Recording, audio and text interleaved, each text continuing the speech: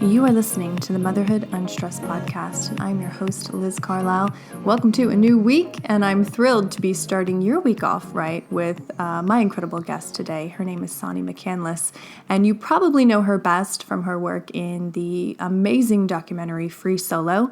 It's on Netflix and Amazon Prime, and it follows the work of her partner, now fiance, Alex Honnold, in his summit of El Capitan. And obviously, the work that he does in that film is just incredible. It's astounding. But really what struck me, what was the impetus for me reaching out to her, was how positive she was, how strong she was.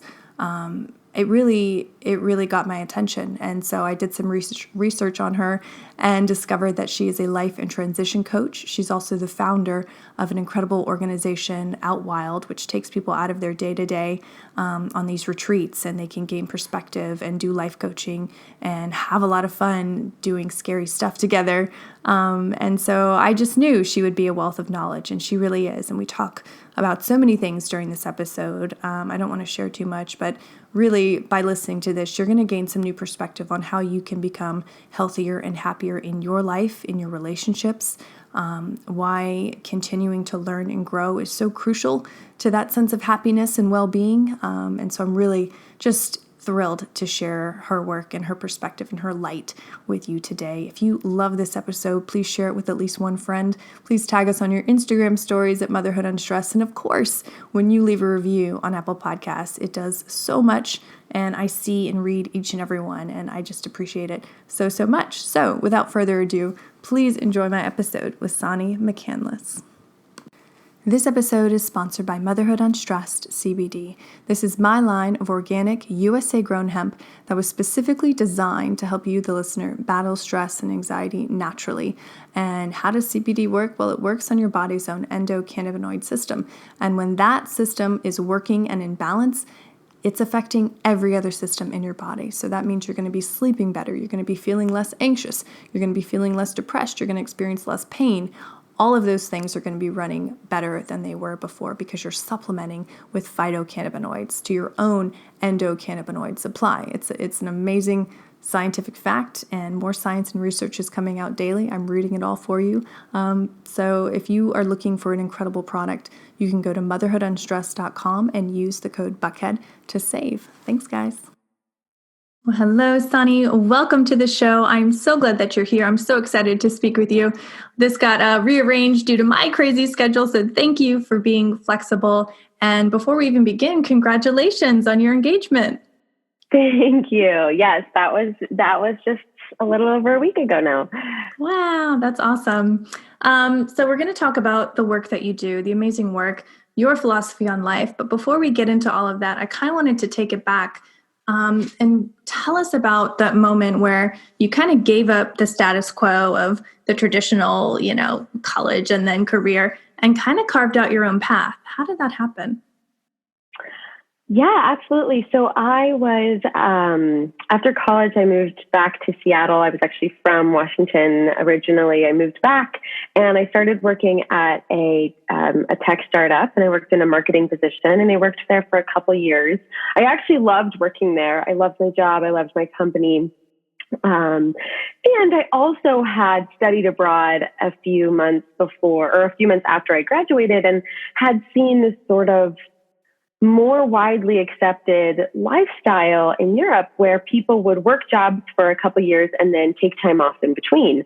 And I was like, oh, that just makes so much sense that we would take a break in between jobs, that we could reset, spend time thinking about what we really want and who we are, push ourselves a little bit, explore. And that model really resonated with me. So a couple years after working at Energy Savvy, I decided to take some time off. It was also right around the time that I met my current fiance and my partner. And so we ended up kind of going on the road together. He was already on the road. I ended up joining him on the road for a year.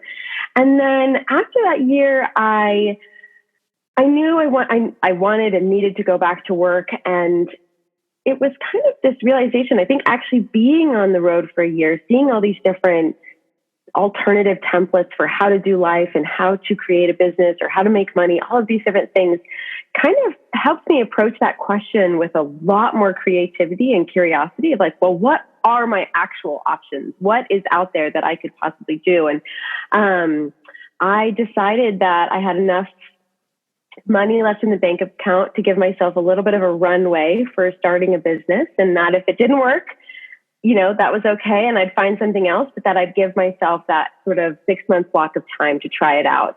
And that's when I started my my one-on-one coaching business and kind of began this sort of alternative path for me, I guess. That's beautiful. I think so many people would benefit from having that space, giving themselves that space. And I know, a lot of people don't have financial means to be able to do that, or they're just kind of just plowing through life. I mean, I studied abroad in college too. It absolutely changed my life, changed my perspective on things. But when I graduated, I thought, okay, this is what I need to do. I need to have a safe, good job with good benefits. And I did that for 10 years. And then, similarly to you, I kind of had a moment where I was able to step back and kind of look down and realize that, maybe this isn't the best choice for me. Maybe there's something more to life. So for the people that you do coach, what usually brings them through the door? Why do they reach out to you? So there's all sorts of reasons why people decide to do life coaching. I think my marketing is specifically, or my niche, I should say, is just specifically around people who want to have the outdoors a bigger part of their lifestyle. And so I'm often doing a lot of career coaching with people. And either that means maybe, they want to move to somewhere where they have better access to the outdoors. And so that means changing jobs, or perhaps they want to do it to apply for a new job that is based on being outside, or perhaps that they want to work remotely so that they have more flexibility. It's usually in that sort of space. But that being said, I think sometimes people resonate with the outside part, but then we end up talking about relationships with family members or friends or partners, because inevitably it's all incredibly intertwined. There's never just one piece of the puzzle that's like, well, if I fix this, then everything else would fall into place. It's a big, complicated spaghetti pile, and you kind of have to pull strands out and look at how different things are affecting everything else. I think the question I always come back to is your energy level. What energizes you, what de-energizes you, and how can we do less of what de-energizes you and more of what energizes you? And so you might come in with an expectation about what we're going to talk about, and then upon asking that question, realize that there's things you hadn't even been paying attention to that are wildly draining for you. I think that's really important. I think having a coach look at you from another perspective, maybe checking out your blind spots that you don't even know about, can be really, really impactful. But why do you think so many people, when I picture people who are super into the outdoors, I always picture them as super self-aware, super strong, physically strong, mentally strong. It's interesting to me that they still struggle with fulfillment and purpose. Mm-hmm. No, absolutely they do. I don't ever think it's something.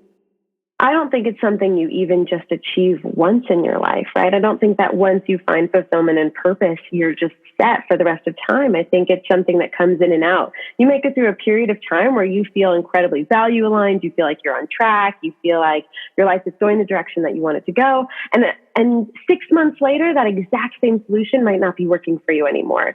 So I think it's about being flexible. It's about and being okay with the fact that that's going to come in and out, and you are going to come in and out of feeling that satisfaction or feeling that, however it manifests for you. Balance is another one where I'm like, I don't think you ever get to a state where you're like, I've achieved balance now. It's more about knowing what balance looks like so that you can come back to it, because inevitably things are going to throw you off track. I think we can all be asking ourselves what fulfills us, and are we satisfied, and are we energized on a couple times a year, because it might change. Yeah. And I think that's really critical. Those questions alone are questions that we're never taught to ask ourselves. We're never really taught to self-examine in this way. It's kind of like, go to school, do what you need to do, and pay bills, and that's it. And if you get married and have kids, like, your life is a success. And, the majority of my audience, they're mothers. And I think a lot of them are searching for more balance as far-fetched as that is, for happiness, for purpose. So what are some things that you do in your own life to nurture that part of you? Because it seems like you really are kind to yourself and you give yourself grace, you give yourself time. And for most people, that's just not the case. Mm-hmm. I think there's a lot of fixes out there that we already know, and I won't go into those because I bet everybody has heard them and they're awesome. And I think they're wonderful solutions. Things like getting a little bit of exercise every day, things like, developing a little bit of a meditation practice, or having a self-care afternoon at least once a week, right? Or whatever it is. I think those things we know. I think for me, the more interesting side of that question is the more internal side. Like, what is going on internally that is causing us to be so unbalanced and stressed? And there's a million, that's a very personal question, and everyone's going to have very different things going on the inside. One of the things that I think often comes up is actually insecurity.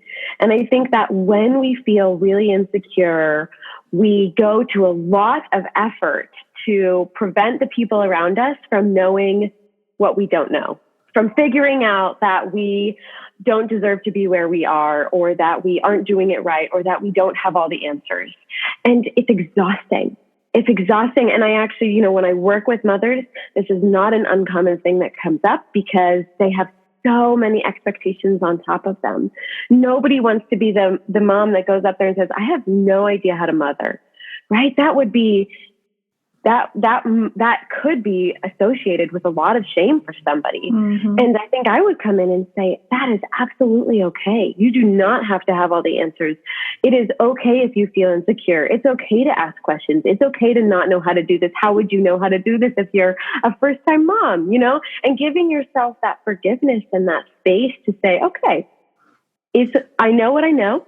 I don't know what I don't know. And if I just accept that and can communicate that to the people around me, I wouldn't have to go to all this work to hold up any sort of illusion. So that's one potential strategy that I think is really interesting to look at, to just ask ourselves, what am I feeling insecure about that I'm not letting anyone know right now? And can I just go to a friend and tell them that today? Because it might take this enormous weight off my chest. Oh, 100%. And I think that when women do that, whether it's through book club or you're just getting your nails done or meeting for coffee, it's like this deluge of outpouring of emotions and everything that comes out. It's amazing the conversations that I've had with women at like carpool pickup. And it's like, whoa, but they've been just so hungry to release that dam and to express everything that you just said, all of the insecurities, all of the foibles that we might be going through. And it is a relief to communicate that. And I think, I do think social media is changing, where people are getting more real and being more authentic and sharing their true stories instead of the picture perfect Instagram moms and all of that. That still absolutely exists. But my hope is that it is changing because people are tired of comparing themselves to a picture perfect version of, the mom next door. Oh, absolutely. And actually, social media is I think there's such an easy opportunity to go into your feed and look at all the people you follow. And if somebody doesn't if that account doesn't energize you, unfollow it. I think sometimes we follow these picture perfect accounts. It's almost like the masochist in us of like, well, at least if I know what perfect looks like, then I can somehow, try and create it one day. Mm-hmm. That person's life isn't perfect. Perfect isn't something to aim for inevitably because we just raise the bar the closer we get. And I think it's actually just incredibly toxic. I think those accounts that make you feel like you're not enough are just not worth it. And we have chosen to put that in our feed. Whatever is in our feed, we chose to follow that account and go in there and unfollow those people. And not because it's personal, just because it's not working for you. And that's okay. It might work for a lot of other people. It might work for the person who makes that account. I don't care. But for you, if it's not working, it's not worth it. And there's so many accounts out there that might genuinely inspire you, or help you be more curious or whatever it is. You can decide what you want your feet to do for you, but if it's stressing you out, it's just not worth it. I totally agree. And I think that that's going back to what you said earlier about that self-love aspect of giving yourself space and grace. And that, can change everything. And it's like, it's just these little tiny steps that a person can take to really swing a wide door. Mm-hmm. Absolutely. So you're also the co-founder of Outwild. Talk to us about that organization and what it's about. Yeah, so Outwild was actually kind of born out of, speaking of social media, I found that a lot of people were showing up to my one-on-one coaching and they were saying, whether it's through social media or other avenues, I'm seeing all of these people going on rad adventures and having cool lives and having alternative jobs. And, I'm here at point A and that's point Z, and I have no idea how to get there. I have no idea how to even begin shifting my life. And I realized that one-on-one coaching is an incredibly thorough and I believe helpful, wonderful process. But there is something to be said about, I do coaching with my clients in their daily life, right? They're pausing life for an hour and they're taking a phone call with me and we're talking through things.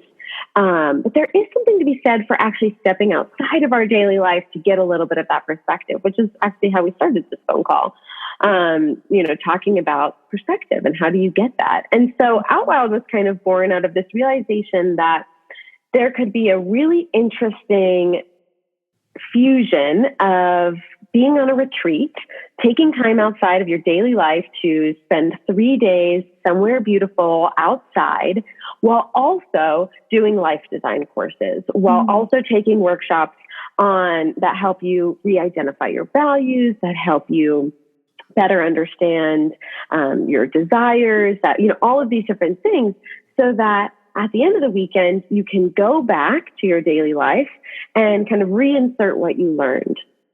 And so that's kind of how Outwild was born. And it was, the theme of Outwild is to help people create more outdoor and value-driven lifestyles. And that's really our mission statement in a way. We want to help people step outside their life, get more perspective about what they need and want, and then take that back and actually begin to make change.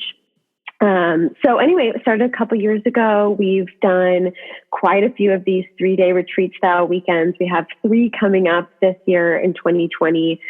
There's our flagship event, which is like 100 people. It's a bigger event. Yeah. And then we also do smaller 16-person retreats. So it's a blast. I mean, mostly I just love, when the people who show up to Outwild, I find, are just so ready to be vulnerable. They're so ready to learn and grow and shift. They're I don't know. It's really inspiring for me to see as a facilitator. I'm inspired by them, I'm sure, just as much as they are by the co-founders. I love that. And it almost seems like you're taking that break that you took when you went to travel and condensing it into 3 days for people. So you don't have to quit your job and give up your life and turn in your keys. Like, you can actually remove yourself from life for 3 days, connect with like-minded people, and then get back in with, essentially as a new person, really. Yeah, absolutely. I mean, it should be manageable to fit into a work week. I mean, you have to, usually our retreats are Thursday night to Sunday afternoon, so you'd have to take off a Friday. But otherwise, it absolutely should be able to fit into your life. And I think it's a disruption. And I think it's a really fun disruption. We do, so we combine these life design workshops and this retreat style wellness components with outdoor recreation. So we give people the opportunity to go whitewater rafting, to go rock climbing for the first time or second or third time, whatever it is, to go hiking, to go on runs. You can kind of choose your own adventure, but it's about providing these opportunities to say, hey, it is going to be completely acceptable to show up to this as a 100% beginner. And B, you're going to be surrounded by the most supportive group of people that you could possibly ask for, who are going to be learning it right alongside you. And I think it just creates an opportunity for people to kind of check out that type of outdoor exploration. And I personally believe that things like rock climbing or hiking or rafting, any of those types of outdoor recreation are, they're kind of metaphors for life in a way, and they push us in this really unique way. They help us get perspective. Sometimes being scared is a really good thing for us. It helps us see what really matters to us. So, yeah. Yeah, I could imagine. I mean, I've done rock climbing, but I could just imagine. I mean, it's scary. And I've seen your pictures. You've done some amazing climbs. But for the person who maybe has never done that, I think that would be just an awesome experience. And really, like, you're forming these lifelong bonds with people when you do scary shit together. Oh, yeah. Oh, for sure. And you're connecting about something completely unique, just something. I think sometimes we get last year, one of my kind of words of the year that I felt like I brought up again and again and again was this concept of spinning our wheels, and how often we get caught up in these micro dramas in life, these really small things that we will fixate on, and we will try and understand every single aspect of the situation. What was that person thinking? What was that person thinking? What did that person want? Why did this happen? How did this go? And we talk about it all the time, and we think about it all the time, and it's these just really small situations often that we're just spinning our wheels around. And I think it's de-energizing most of the time. I think most of the time, those small, micro dramas of life, or whatever you want to call them, they ultimately, we're putting energy into them that we could be putting into something else. And I think going and, rock climbing for the first time or going on a hike, it's an opportunity to talk about something else, to remind us of all the other wonderful things that we could be brewing over or thinking about. And I like that. I like that it kind of forces our vocabulary to change in a way and to talk about new things.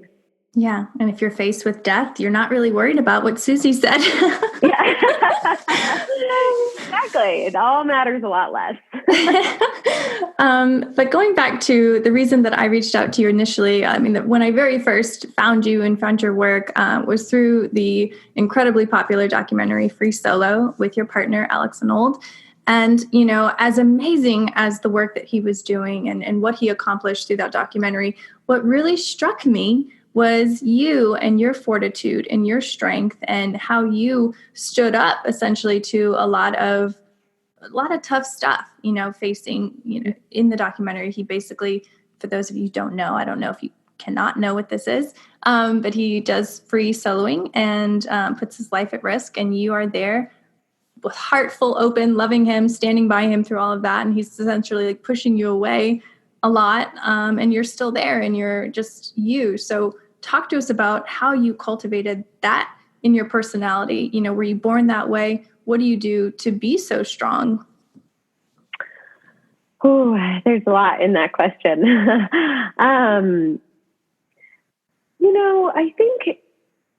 I think one of the reasons that Alex and I work really well is because I am completely comfortable with him having a strong opinion about something, and it doesn't make me feel like I have to think that way or feel that way. And I think the more that we can cultivate that in our life, often the better we do. Sometimes when we're confronted with somebody who sees something really differently than us, there's this gut reaction of defensiveness, really, of like, well, if you think that and I don't think that, you must think poorly of me. And actually, you can see this in the state of our politics right now. It's very divisive. It's very, like, there's two sides and there's no in between, and there's a lot of hate for the other side on each side. And I think if we can talk to somebody who has a really strong opinion about something that we don't necessarily fall into, to be able to hear that and not make it personal, and not feel that it has to say something about us, that they can just believe that and we can believe something else, and that doesn't have to say anything about who we are or who they are, I think really helps. And I think it really helps in partnership. And the thing with Alex is that if I wasn't that way, I don't think our relationship would have ever worked. I don't think there was another option. If I had just sort of, tried to adopt however he felt or tried to act how he was acting and hadn't just showed up as who I was, ultimately, I think that would be completely unsustainable. And so it was kind of the only option. It was like, either I'm going to have to show up and be me, or this just isn't going to work. And there's no use even trying. because he does have a really strong personality and he does have really strong opinions. And I also think there's something circumstantial about it too, right? I mean, I think when people watch Free Solo, they think that they're watching our whole life. And, you know, in reality, that documentary takes place over the course of multiple years.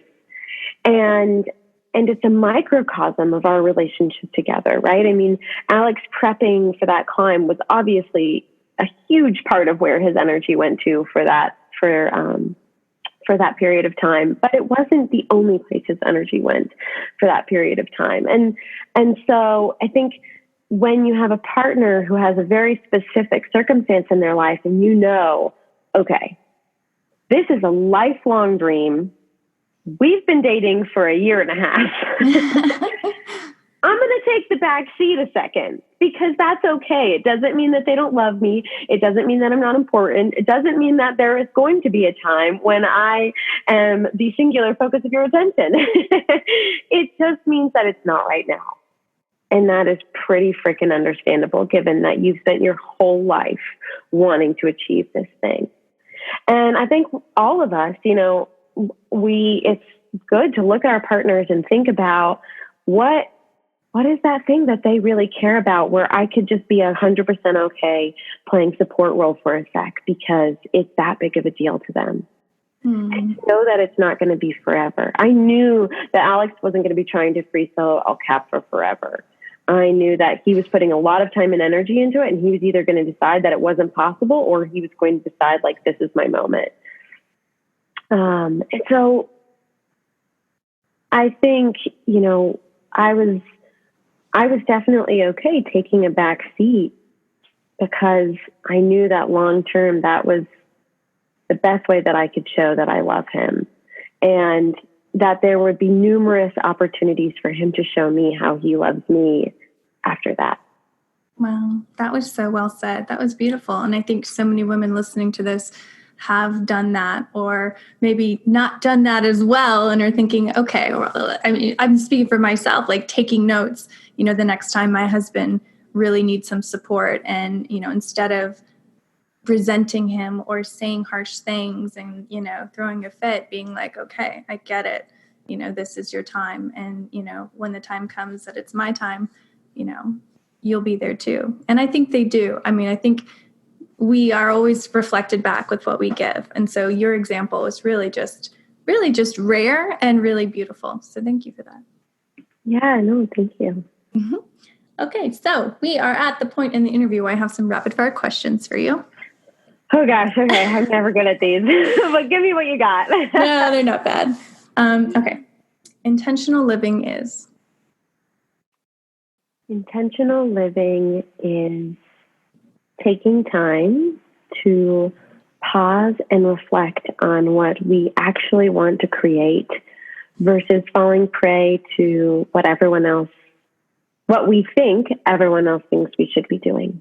I'm grateful for?